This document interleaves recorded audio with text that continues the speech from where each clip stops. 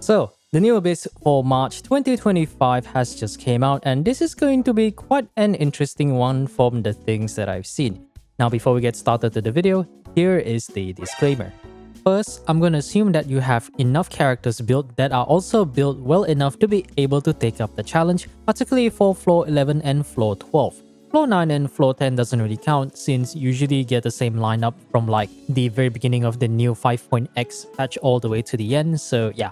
Second, the guide only serves to provide insight on different strategies you can employ to clear floor 11 and floor 12. Getting 9 stars is usually a matter of skill, account investment, or sometimes both. So don't try to force yourself to get the 9 stars if your account is incapable of doing so. That is a goal that you can set for the future. Number 3, continuous runs are not necessary to obtain all the stars available. This refers to only running one team per half and clearing them in one go without using any sort of resets. Since the stars obtained per chamber are recorded upon getting them once, so let's say you get 3 stars on chamber 3 in floor 12, you can opt to try out different teams over multiple runs to see what can help you achieve your goal, whether it be the clear or all the remaining stars you have yet to obtain. Without further ado, let's jump straight to the video. So the blessing this time around is like this. Whenever a character's plunging attacks hits an opponent, a shockwave will be unleashed at the character's position, dealing true damage to nearby opponents, and this effect can be triggered once every 3 seconds. True damage refers to a pseudo-physical damage that basically bypasses the enemy's defense or any sort of defensive stats like resistance or their own innate defense. However, it does not get affected by any sort of buffs that you apply to it. So we're going to start off with floor 11. The leyline disorder is that everyone gets 75% electro damage bonus, clearly geared towards Varesa and Yansan that's going to be coming up in less than 2 weeks in version 5.5. Now for chamber 1, the first half, we do have a Geo Lawachol and afterwards followed by an Electro Lawachol. The Geo Lawachol has a high resistance towards Geo and of course Electro to its own element, and they do have a slightly high physical resistance. The Geo Lawachol will spawn slightly in front after you start the challenge, and after you take care of him, the Electro Lawachol will spawn at the center. Outside of that, there's really nothing remarkable about these enemies, just keep in mind their resistance and you can move on to the second half. For the second half, we have a bunch of Nobushis, the Kairagi duo, and as well as some Eremites and a single Mirror Maiden. Since they're all human enemies, they tend to take more damage from physical, with the Mirror Maiden having slightly higher resistance to Hydro compared to the other enemies. So Nobushis in general are quite a straightforward enemies. You can go for either or and you should be able to take care of them really fast. If you want to make it semi-optimal, you can probably try to go to the left one or the right one, but they're not really super strong, so just go to Unga Bunga and you should be able to clear with them fine. Now the second wave will spawn the dual Kairagis, which has a soul link mechanic where if one dies before the other does, the other one will empower themselves. This will heal them to half of their max HP, and they become immune to all crowd control effects such as Frozen and Petrify. So if you do want to kill them within the shortest time possible, try to balance your damage between both of them by observing their HP bar. And if it's possible, you can try to kill them both at the same time, or at least after you kill the first one, you try to really kill the other one really fast. Now the third wave, you do have the 2 Eremites, the Cryo and the Electro Elite, as well as the Mirror Maiden. So because the Eremites are melee enemies, while the Maiden is the ranged unit, it is ideal for you to go for the Mirror Maiden first, so that the other 2 Eremites will naturally come towards you. Now it is possible for you to stagger the Maiden with certain abilities to disrupt its movements, and she can be affected by any crowd control abilities until it does a move where it spawns these mirror prisms on the ground or these little marks on the ground, and then after that attack hits, she cannot be staggered at all. However, she can still be affected by things like Frozen, Petrify, and to some extent some amount of CC. But if you're able to clear this chamber, we'll move on to chamber 2. Now chamber 2 first half, we just have 1 Geo V-Shap and 1 Cryo Mech. So honestly, there's not really much special things that I can really say about this guy. If you're running a Circle Impact team or a team that can stagger the V-Shap a lot, you can actually just wait for it to spawn and then just give it a bit of time before it starts doing the leaping move. Whenever it does the leaping move for that short period of time, it will essentially be immune to all forms of stagger, making it easy for you to run things like Overloaded or do certain attacks that will usually stagger it normally. This will help you a bit for grouping, so whenever you do take care of him, you're going to have to deal with the mech on the second side. And of course, it's a V-Shap, so it does have boosted physical resistance as well as geo resistance. The Construction Specialist mech will spawn afterwards, which has very neutral resistance. Now it does have a pneumosia mechanic. Now I can't quite remember which element this is, but if you were to hit it with an ability that applies the opposing Arca alignment, you should be able to stun it and disable most of its abilities. But I personally don't recommend playing around it because it doesn't give you any notable advantage, so the rest is pretty much straightforward. For the second half, we have the first wave being 3 of the Saurian Warrior Elites. My recommendation is to just not go for the green guy at all. You can either go for the red shirt guy or the rock guy, because the green warrior does have a move that kind of sends it flying back and eventually going back to you. So you will be wasting a bit of time if you're trying to chase him. After you take care of all 3 of these warriors, then you have the operative local legends. Now, because the Anemo unit is range while the Cryo is a melee unit, ideally just go for the Anemo operative and then the Cryo one will go to you. But otherwise, it is pretty straightforward. If you do have abilities that can group them together or crowd control them, I highly recommend doing so if you do want to have an easier time clearing them. Now for Chamber 3, the first half, we do have a Ruin Grader and the Ruin Drake Earthguard. They have really high physical resistance, but other than that, there's nothing too notable about them. Now the Ruin Grader has 3 weak points, notably the 2 at the bottom part of its legs directly above its feet, that only opens up when it does certain moves like the Shockwave attack, or its eye whenever it summons the Chaos Clusters or tries to shoot lasers on the ground. You can try to disable them whenever you can, however it does not provide any real benefit or any sort of real advantage, so I highly recommend to just go Unga Bunga. And afterwards the Earth Guard will spawn. It's also pretty straightforward, just Unga Bunga him, and whenever it does this special attack, you don't want to let him charge up, so try to hit it with whatever attacks that can reach that high. Of course, bow unit are the easiest, however certain abilities are able to hit it once its eye is low enough. If you let him charge up, he will unleash a barrage of bombs and gain resistance to the element that did the most damage to it, so ideally you don't really want to let this happen. But otherwise, we'll move on to the second half. So the second half, we do have the Plunge Local Legend, which has extremely high resistance and a Geo Shield. If you do want to do damage to it, it is ideal that you break the Geo Shield first. Whenever it spawns, it will create a low gravity field when its Arca thing is up. It allows you to jump super high, thus enabling you to do plunging attacks, which is quite useful for you to trigger the current blessing we have right now. It can also be used to dodge most of its attacks if you don't have any defensive options to deal with it. Now, the one notable thing about this is that he does have a fixed pattern whenever it is in this mode. Essentially, it has 3 attacks. The ground explosion attacks indicated by the circles that appear at random places around you, the wave attack where it extends its Arca core head, and it does 3 ground wave attacks which can be dodged by simply jumping up in the air, and of course the one where it creates multiple explosions and summons these homing rocks that will fire towards the player. Now keep in mind that it follows a fixed attack pattern in the order of rock, wave, into ground, and then repeat it again and again. Now why this is important is because it seems to regenerate its shield every 2 attacks. So you can intentionally just not break its shield completely and wait for him to finish the second attack so that he doesn't actually regenerate that shield. And keep in mind that when I say regenerate, it doesn't actually bring back the shield from a portion when it still has it to full health, but rather if he does have no shield, it will bring it back. So try to use that information to your advantage. Otherwise, the rest is also pretty straightforward, and I believe he does have a pneumosia mechanic where if you do hit the right element, you can disable the whole face completely, but that is entirely up to you. Now, moving on to floor 12, the leyline disorders are as such. The first half, the character's elemental skill hydro damage is increased by 75%, while the second half, the character's plunging attack damage is increased by 75%. It's obvious that the first half is very much made towards Furina, because that's the only character that can do elemental skill hydro damage, while the second half benefits a lot of plunging attack characters like Xiao and of course Veresa. However, if you do have Shen Yun, you can also take advantage of this as well. Now, starting off with Chamber 1, we do start off with the Geo Breacher Primus, which has a boosted resistance to Geo. After a few seconds of it spawning, it will generate a Geo Shield, of which it will do like multiple AoE Geo Slam attacks. Now, of course, you can break the Geo Shield with the corresponding elements like Geo or Overloaded. And of course, ideally, if you do have any Pneumosia aligned attack, whether either Numa or Uja, it doesn't really matter, a single hit that applies the Arca effect will immediately break its Geo Shield in one hit. So this is within the best of interest. Things like Irina with her normal attack in her skill DPS mode, Nivolette's elemental skill, or things like Lynette's elemental skill. Otherwise, you can use a Geo unit, or you can just not care about it at all and just do enough damage to kill him. Now the second wave will spawn the Pyro and Electro Lector.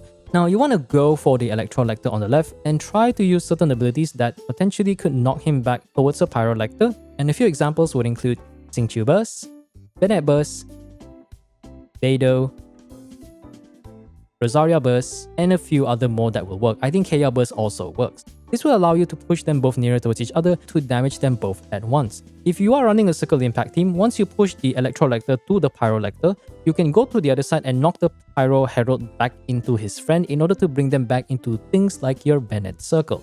Now, whenever you're dealing with the both of them at once, make sure that you're facing one Lector towards the other in the sense that they're both looking at you and they're both next to each other, because they do get staggered backwards upon reaching phase 2, where its health is really low and it will basically do a massive explosion which does damage and also spawn an elemental shield corresponding to their element. So ensure that they're next to each other, because this will save you a lot of time in order to break both of their shields at once. Now, the one notable thing about the Pyro Herald is that he has a mechanic where it will drop a Pyro ring at your location upon entering phase 2. You can break this ring with the right elemental attacks in order to stun him and reduce a good portion of its elemental shield. However, whenever you try to break the Pyro Herald ring, try to ensure that the Herald is going to get knocked towards the Electro friend, because otherwise, if they are too spread out, some abilities are just not going to hit them both at once and you're going to be wasting a little bit too much time in order to take care of both of them. Keep in mind that the Electro Herald does have this energy ball attack that actually drains energy on hit, so try to use that as a reason to prioritize killing him first over the Pyro Lector. And if you don't have the right element to break the Electro shield, such as Dendro, Pyro, or Cryo, consider using Anemo units that have abilities to swirl the Pyro Lector shield in order to break it. Absorption abilities like Kazuha's Burst, Sucro's Burst, or Lynette's Burst can help, especially in breaking the Lector's Electro shield. So one last thing about the Electro Lector is that you do not necessarily need to bring elements like Cryo, Dendro, or Pyro to break the shield. Applying Hydro on top of it will not break it directly, however it will trigger Electro Charge, which will actually remove about 1 gauge unit worth of its shield. Basically what I'm trying to say is that you don't necessarily need to bring like a Pyro or one of the right elements. If you run say like a Nivelette Mono Hydro like the footage is playing right now, you're able to kind of break the shield, even though it's going to take a bit longer, but that is something that you can consider in mind. And also, since the Wayob is going to spawn in the last wave, you can try to keep one Lector alive to farm enough energy to prepare your burst for the next Wayob for a specific reason. Now of course, the third wave we do have the Pyro Wayob manifestation, which does have a boosted Pyro resistance as far as I can remember. Now keep in mind that whenever the Wayob spawns, try to use all your elemental bursts within a short span of time, because it will always start with a super move that saps all of your team's energy as long as you are within the circle as indicated visually right here. Whenever it does the super move, it will create a damage-based shield, so things like amplifying reactions like Melt or Vape will not get the damage amplified, however the shield will still receive damage as if the reaction never happened. So ideally, you want to try to break this shield as fast as possible before it actually completes the move. And once you actually break the white shield, you will gain all your energy back, more than enough to actually burst again. However, if you do fail to break the shield, not only will you end up with 0 energy at all, it will create a Pyro shield based on how much of that white shield he had left from the charging up phase. This can be broken with the corresponding element like Hydro, Electro, or Cryo, etc. However, keep in mind that if you get to this point, you will have no energy return on breaking this, so if you're running a burst-centric team, you may find it a bit difficult to deal with him later on towards Chamber 2. And of course, after you break either shields, just try to kill it as fast as you can before it does a super move again, because by the time you get there, you're probably running out of time and you don't have enough to actually get 3 stars on Chamber 1. Of course, for any of you Ayaka enjoyers, you can consider running a freeze team and ensuring that you maintain the freeze aura on it so you can actually prevent it from doing the move in the first place. However, it is highly recommended for you to constantly freeze it, because the moment he does the move, you're not going to get your energy at all. Now for the second half, we do have the Eremite Floral Ring Dancer as well as the Jadeplume Moves. So the Eremite Lady will start off by spawning the Dendro Snake thing at its first move. So ideally, try to target the snake in order to remove a good chunk of her HP, stun her for the next 10 seconds and reduce its resistance by a lot. After you take care of her, you will be greeted with the Jadeplume Moves. Now it does have very high Dendro resistance, so if you're running something like a spread team or any Dendro damage based team, your DPS will suffer by quite a bit. Now as for its mechanic, if you do hit it with Pyro, it will eventually do a move where it sheds its burning aura to spawn a few fungi, so that's kind of whatever. However, if that bar is filled up completely with electro attacks, it will enter an enrage mode and do one of the 3 moves. The first one is a Spore Barrage, where it charges up and unleashes a barrage of spores that home into you eventually. This is probably the best attack because it allows you to basically do free damage and it doesn't really move that much at all. And then there's the second one, which is the Rapid X, where it swings its beak 4 times crazily around it before it tires out and lies down. Now this one can stagger you quite a bit, while it won't kill you very lightly because it does knock you quite far back. It's not necessarily an ideal move, so keep in mind when it starts swinging, don't stay near it until it's almost done. And of course, the third and most annoying move is going to be the Furious Charge, where it charges towards you 2 times before it gets tired at the end of the charge. Now whenever it does the charge move, what you want to do is you want to go towards it whenever it does charge the wall and stay within close proximity, and if you're a good enough or skilled player, you can try to iframe it, or if not, use your elemental burst so that whenever it charges, it doesn't actually move anywhere because it's basically hitting the wall. This is extremely useful for anyone running a circle impact team. Alternatively, you could also wait for it to come back after it does the first charge, but generally from my experience, the second charge will always reach towards all the way at the end of the room, so you could probably wait all the way on the other side of where it is in order to set up your abilities. But otherwise, it is pretty straightforward, and then if you're done, we'll move on to Chamber 2. Now for Chamber 2, the first half, we do have the Ruined Scout, which is basically takes 3 years to spawn, but thank goodness this is the Abyss. All the robots do have a relatively boosted physical resistance, so it's not recommended to use any physical based teams unless you have a lot of resistance spread. So the Scout itself has no particular moves, you can just kill it. You can break its eye whenever it does a charge move, but it doesn't really give any real advantage, just kill it and move on to the second wave. Now the second wave does spawn a Ruin Grader. We've already mentioned this in floor 11, he does have the weak point mechanic, but otherwise he's also pretty straightforward, as well as with a boosted physical resistance. And lastly, we do have the Perpetual Mechanical Array making a return once more. So the Perpetual Mechanical Array does move quite a lot, which tends to push players out of things like the Bennett Burst or any Circle Impact team, so you can try to keep that in mind to play around the mechanic. Now once its HP reaches a very low amount, roughly 33 to 35% HP, it will become invulnerable and you can use this time to basically charge up your Elemental Burst. Now after the transition is done, it will spawn 4 different robot variants out of the Ruined Sentinel family. Now of course the worst one is going to be the Ruined Scout, the Jellyfish, which you have seen just now. It takes like 2 to 3 seconds to completely spawn, so honestly you can just simply wait or charge up your energy by hitting all the other robots. There's nothing you can really do. You can also try to run a bit further towards the side so it will slowly come towards you near the Perpetual Core, but it's not really worth it, so I guess just wait. Now the best one is the Ruin Cruiser, also known as the Dorito or the Triangle Robot. Before it spawns, you want to run to it and make sure you face it towards the Perpetual Core at its back. So what this will do is that it will actually make it dash back nearer towards the core, which allows you to transition easier and makes it easier for you if you run a Circle Impact team, so that once you take care of the Cruiser, you can focus on the core immediately. And then the third one, we do have the Ruin Destroyer, also known as the Digging Robot, or what I consider to be the Snake. Now the most consistent strategy I found is that you want to stay in between the core and the Destroyer itself, but slightly nearer towards the core. What this will do is that you will be out of its attack range, which will cause it to trigger the digging move. And then once you start digging, you want to get near towards the core and wait for it to come out. And once it does the charging blooming attack thing, make sure you hit it to stun it, and then you can begin your rotation and continue on to finish off the Perpetual Mechanical Array.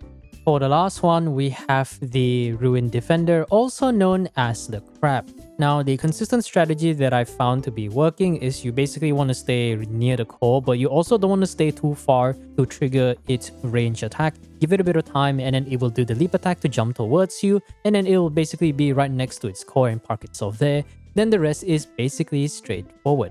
But if everything is good to go, we can move on to Chamber 2. Now the second half, we do have the good old assignment. Now it will start off spawning from its invisibility phase, and it does have really high resistance, so you can use this chance to regain your energy back or your elemental burst. Now once it fully spawns, it will summon 4 parts and go invisible. Now there are 2 ways around this. Once it goes invisible, what you want to do is break the parts, and after you break the parts, it will summon 2 dendro pillars of which it will try to repair itself. Hit those dendro pillars with electro to break its invisibility. Now the second method is to basically look for it while it's invisible and then apply Quicken onto it to break that invisibility. Now in case you can't find him, you can use certain things like totem abilities such as Fishel's Oz or Yai's Teshio's Sakura or things like Nahida's skill. If you apply any debuff on top of it, you can actually see its location based on where the down arrow or debuff effect is. Keep in mind that if you don't break the invisibility, it will result in a damage loss. And it is possible for you to not need an electro unit in order to kill it within the 90-second period, but that is dependent on your team's total DPS on whether it's good enough to do that.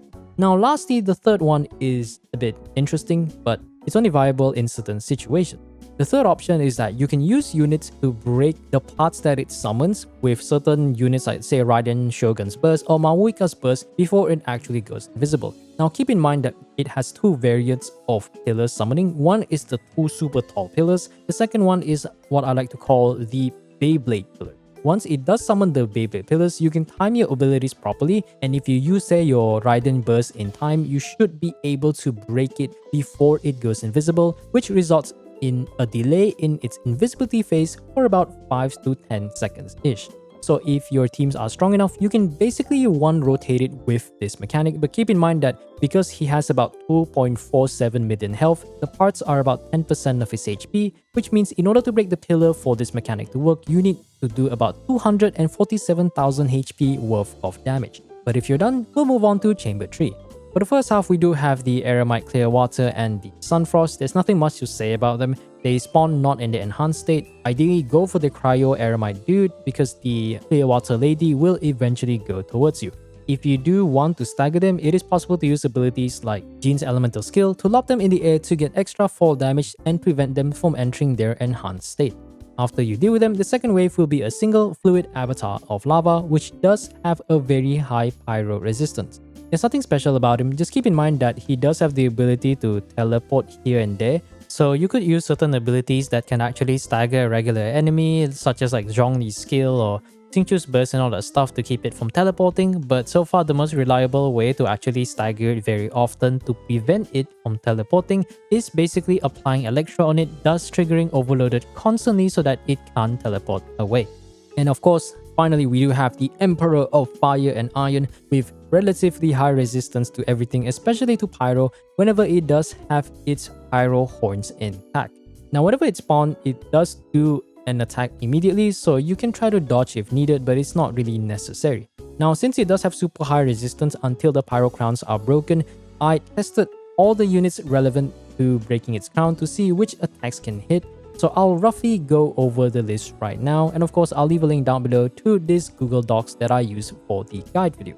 So I'm not going to go over every single unit in this list, but I'm going to try to make a few or talk about a few of the more notable ones. Obviously the Hydro Catalyst units like Mona, Barbara, and I believe Kokomi, you can use a charge attack to essentially hit the crown very easily because their charge attack hitbox is simply just that big. Xingqiu's burst cannot hit, however his elemental skill, the one that actually makes it go up, is able to actually hit it, which is kind of nice. Tartaglia surprisingly is a bit interesting. His Riptide can hit, his bow charge attack obviously, and his burst and his melee form can't actually hit, but his bow form can actually hit the crown, which is kind of funny. And of course, there's a few other notable units. Furina is very much an obvious yes. I can't say anything for both Sidrin or Molani, so anyone who owns that, let me know down in the comments below. Hydro Traveler, it is possible to hit the crown, though you do have to aim a little bit higher to actually trigger the hitbox. Now for the Electro characters, obviously Cloran is a really good one. Dori, interestingly enough, her projectiles from the elemental skill can actually kind of hit. Fishel's burst to some extent, and Keqing is also very much an obvious thing. Kuki is really down to the burst, and I think most of the other Electro units can't really hit it too consistently. You have to use like either their charge attack or in the bow form or the catalyst units or their elemental burst. But my personal recommendation is that you try to use the abilities that are able to hit it, but otherwise I'll explain most of the strategy in the next part talking about the moveset. So I did a little bit of testing on my end, and I noticed the crab does have kind of a fixed moveset, so I'm gonna explain as things go, as well as show you guys with a live demonstration which attacks you can use to hit the crown whenever it is at a regular height that is hittable by the likes of Xingqiu or Yelan's burst. So as it spawns, it starts off with an ambush attack, And now you can just kind of relax. I'll put Xingqiu's burst on in a bit. So whenever it does this move, what I call the eruption move, you can basically use that as a chance to actually hit its crowns. So now he's still too high, so you can't exactly hit it with Xingqiu. Now he leaps up in the air. This is another one. You can go to the side wherever it's lower, and then you can start breaking this. You can probably hit like 1 or 2 hits because the crown is susceptible to like regular ICD, so there is that. And then I'm not going to use my abilities now. I think that one actually managed to hit. So that's the 4th hit. This is the 5th hit. You can of course hit it again. There's a chance that it will do this twice, otherwise it won't. And then I think this is the 6th move. So you can also take advantage of this part to just break the thing before he fully charges up the move. Now what I did notice is that before it does the eruption attack, which you just saw just now, it will do a total of 5 moves. So every 6th move will always be the eruption charge up ability. And afterwards, I think for this pattern, it does about 3 to 4 attacks before it goes back down to the ground. So that's the 2nd attack. This is the 3rd swinging attack. And give it 1 more attack, but I think it should already be done right now. And once it digs down to the ground, you can also use this as a chance to basically break the thing again. Now I'm going to get my Xingqiu burst. It's going to do the leap attack. Now go to the right side. It seems like the right side is where it seems to always lay down. Then you can take advantage of that with Xingqiu, and you should be able to hit it even with their burst. Now it does the digging attack. You can of course break it again, and voila.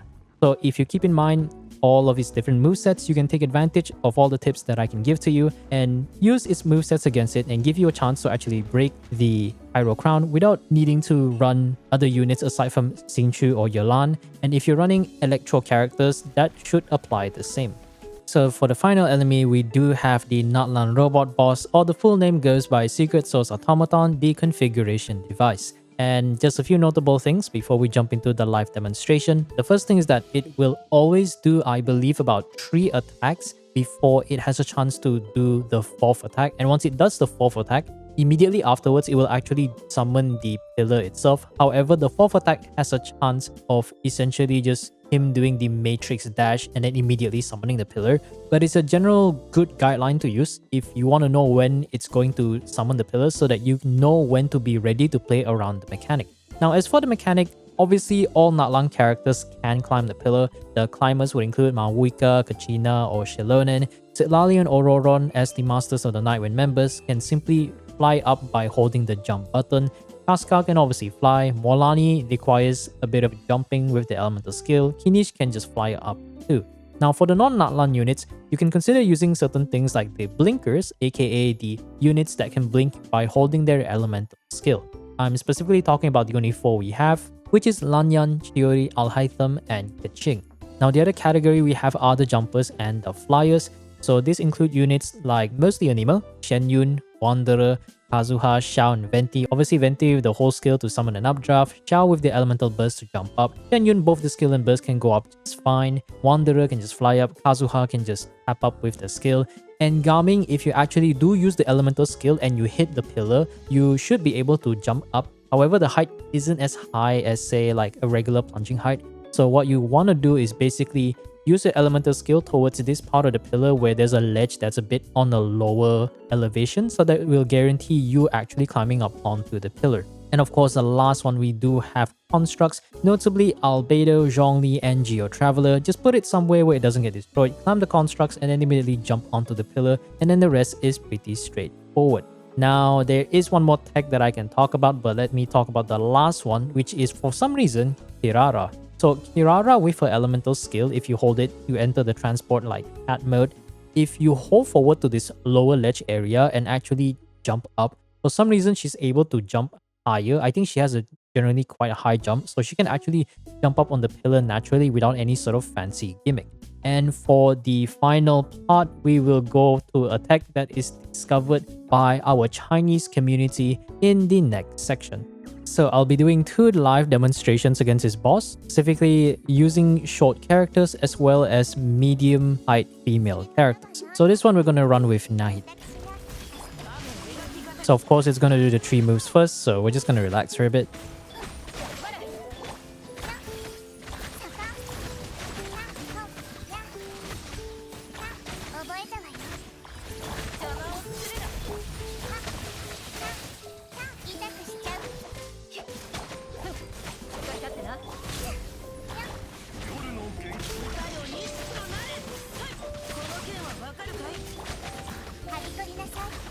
So the hand swing move, and then it'll do the pew pew attack.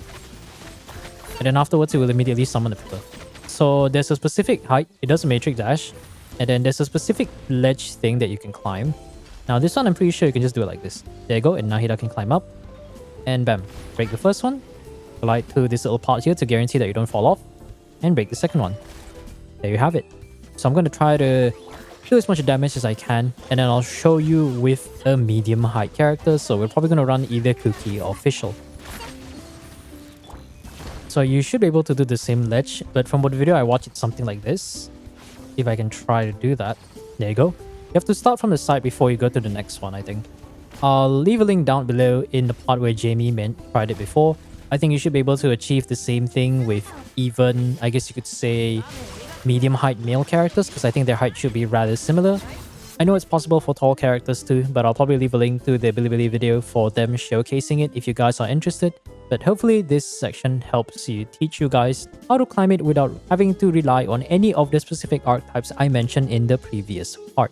Okay, so I nearly didn't include this, but I felt like I should include all the tips possible for this guy. So for the final pillar climbing tech, I'm going to be showcasing, according to the video that I put in the description, all male characters. Now before I actually do the thing, I'll just quickly do a rough trick, at least from my understanding of trying it 3 times, 1 in the Abyss and 2 times here against this boss in the overworld. What you want to do is that you want to find this specific ledge, right? I'll probably put it in the edit. You want to sprint and be running for at least half a second, and then jump immediately afterwards if you are within the right range, and you should be able to grab it. Now hopefully with this live demonstration I'm able to pull it off. If I can't pull it off first try, first edit me is gonna have to cut it. So I'll just bring ignore all the freaking Natlan characters, because I want to get this guy's Night Soul thing up as possible. And of course I'm not gonna be using it. So now we're not gonna use Zhongli's pillar, we're gonna do this. But the thing is, the downside of this is that you have to practice this in order to get good at it. But at the very least, we do have the overworld variant. So you want to find this specific ledge. I think it was this one. So you want to sprint, jump, sprint. There you go. That's it. If you want me to repeat it 1 to 2 times, maybe I'll just repeat it again. But generally, it's something like you have to sprint at a specific distance and immediately jump. And what I believe what this does in game wise is that it actually carries the momentum from you leaping into the jump itself, which allows you to just barely grab the ledge. Thank goodness for first try, but technically this is my 4th try. So yeah, hopefully that's all for this goddamn pillar climb section. I hate Natlan bosses, and on to outro version of me. Pick it. So that's it for the video, and of course this Abyss is definitely more on the trickier end. While a lot of people seem to be, I guess you could say, frustrated and annoyed by the boss on the second half, personally I actually find the first half to be more restrictive due to the slight elemental check with the Hydro, especially with the Emperor of Fire and Iron, and as well as the Pyro and Electro Lector on Chamber 1, as well as the number of waves that you have to deal with, thus taking a lot of your time, just making it feel like you're not really going against an actual challenge. It's just a matter of a mix of a DPS check and an elemental check, which seems to be the trend for the past few Natlan Abysses. And as the Abyss guy, I can't really condone what they're trying to do, but however, all we have to do is just live with it and just find a way to get around. So before I go, I will leave a link down to the Google Docs for anyone who wants to refer to the guide. I also have a section down where I've tested about 30 teams on the day that the Abyss came out, or for those that can clear for my account and those that can't clear. Of course, if you guys want me to try out any teams that are not in this list, if you want to check it out, feel free to just let me know down in the comments below, and I'll try to test it in my free time. Otherwise, I think that's it for the video. I wish you guys the best of luck in your Spiral Abyss clears, and hopefully get that 36 stars for all the Primo Gem needs that you may desire. Other than that, that's it for now. Have a great time everyone, and this is Ethereal signing off. Peace out.